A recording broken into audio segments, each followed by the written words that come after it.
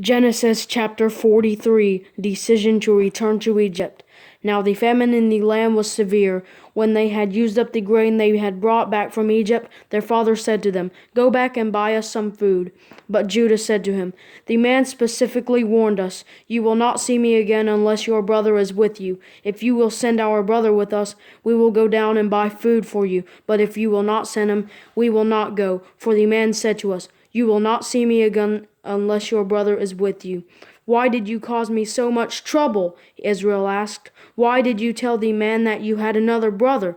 They answered, 'The man kept asking about us and our family. Is your father still alive? Do you have another brother?' And we answered him accordingly. How could we know that he would say, 'Bring your brother here'?" Then Judah said to his father Israel, "Send the boy with me. We will be on our way so that we may live and not die, neither we, nor you, nor our children.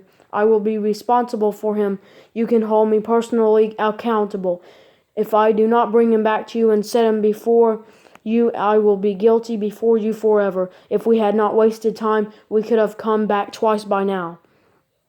Then their father Israel said to them, "If it must be so, then do this. Put some of the best products of the land in your packs and take them down to the man as a gift. Some balsam and some honey, aromatic gum and resin, pistachios and almonds. Take twice as much money with you. Return the money that was returned to you in the top of your bags. Perhaps it was a mistake. Take your brother also, and go back at once to the man. May God Almighty cause the man to be merciful to you, so that he will release your other brother and Benjamin to you. As for me, I am deprived of my sons, then I am deprived." The return to Egypt.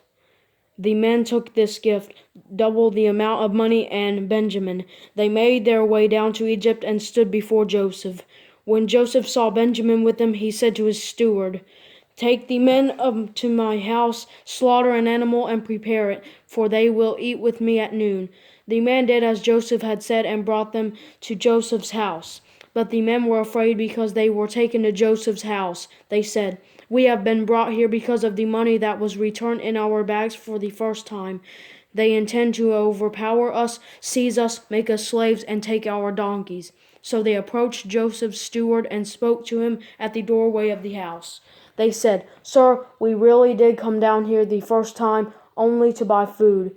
When he came to the place where he lodged for the night and opened our bags of grain, each one's money was at the top of his bag. It was the full amount of our money, and we have brought it back with us. We have brought additional money with us to buy food. We don't know who put our money in the bags." Then the steward said, "May you be well. Don't be afraid. Your God and the God of your father must have put treasure in your bags. I received your money." Then he brought Simeon out to them.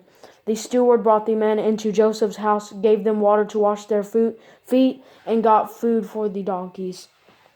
Since the men had heard that they were going to eat a meal there, they prepared their gift for Joseph's arrival at noon.